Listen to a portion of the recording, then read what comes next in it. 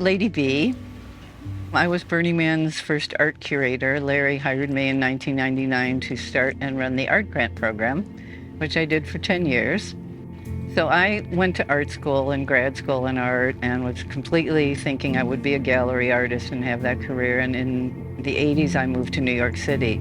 And honestly, I was so horrified by the art world there. Very competitive. The artists weren't collaborating particularly. It was all super competitive and, thousands of artists trying desperately to get into a gallery and get a show and get a review. And finally, I stopped. I moved to San Francisco in 92, found Burning Man in 95, and really I was thrilled because the biggest gift of Burning Man to me in terms of the art and really everything else was that used to be all about me, my work, my show, my gallery. And after I started working with the art of Burning Man, it became about we, which to me is ever so deeply satisfying as opposed to just me. I think Burning Man art is often outside of the actual art world because a lot of Burning Man artists are not considered artists outside of the art world. Burning Man is a sand pit where you can try new things. We are a safety net for someone who wants to try out something new, who wants to do something bigger than they ever did, who wants to do something more complex, more crazy than they ever did. That doesn't need to be the best art in the world by normal standards, but it is art that we like to see here and that we appreciate here. Not everything that is made here is for a museum, but everything that is made here is for this city, and the city needs it. There's actually very few people who have art degrees and art history experience and all of that. So people aren't looking at it from that kind of snotty, critical perspective. Oh, is this good enough? And I think people here are, maybe for the first time in their lives, they're put in touch with art that they can climb, they can touch. There's usually no signage, no name of the artist. And they just stumble upon it and they have a great experience with it. Much of the art here is interactive. And I think for many people, the art situation is you go to the art museum, you don't go within 6 feet of the art or the guard yells at you, you certainly don't touch the art.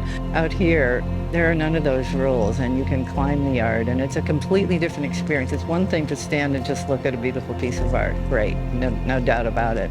But then if you can actually go inside of it or climb it or do something that is interactive with the piece, it just gives you a bond and a relationship with the piece that you wouldn't have otherwise. In German, we have the saying, Kunst kommt von Können. Art comes from can, from the ability to do so. And Arnold Schönberg, who's an Austrian composer, was saying that's not true. Kunst kommt von müssen. Art comes from must. Art comes from this inner need to do art. You're not choosing to do art, you have a need to do so. And I see this out here all the time.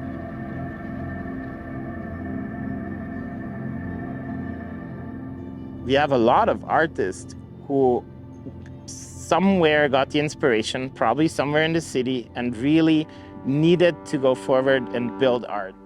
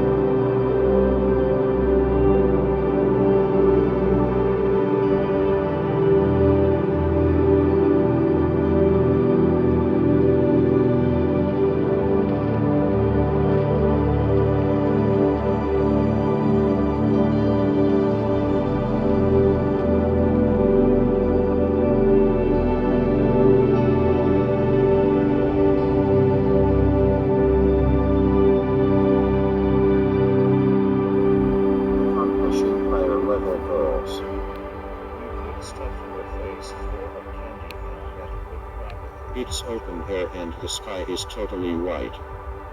It's one of those days.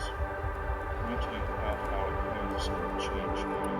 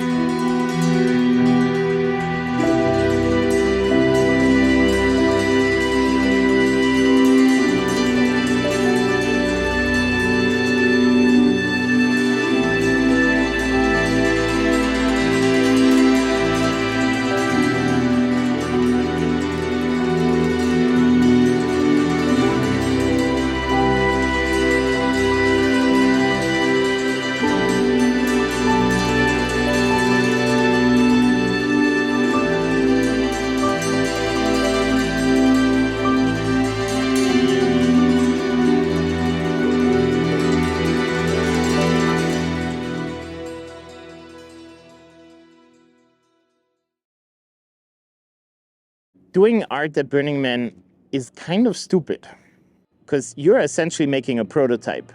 You do something that you have never done before. You're trying out something completely new.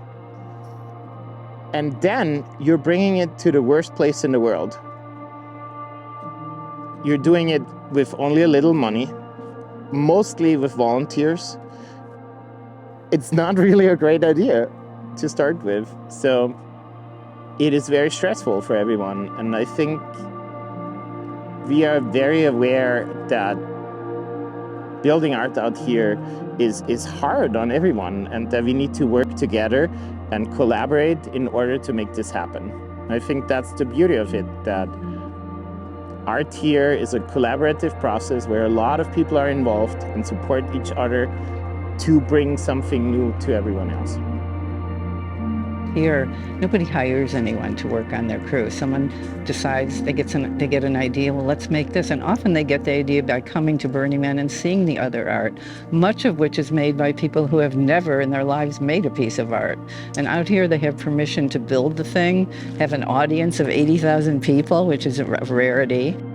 So you come out here, something inspires you, you decide, hey, I could do that. And then you get your friends to join you, and they all learn skills by doing it. And it's just this tremendous sharing experience of we as opposed to me. And I would say to them, watch as many videos as you can, talk to artists who have actually been here, find out how hard it is to, we jokingly call this the Olympics of art, right? Because you have to build the thing when they're often very large scale. It takes a lot of people and effort. Put it up in this very harsh environment and a lot of heat and sun and dust storms. It's very challenging. But people learn and benefit so much from doing this. I was thinking to myself a couple of weeks ago, my God, we have nearly 400 registered art pieces this year. That means that there are 400 groups of people all over the planet who are working and have been working for months together collectively on a piece of art to bring here. How wonderful is that? And that, I think, is unique in the world. Where else does that happen?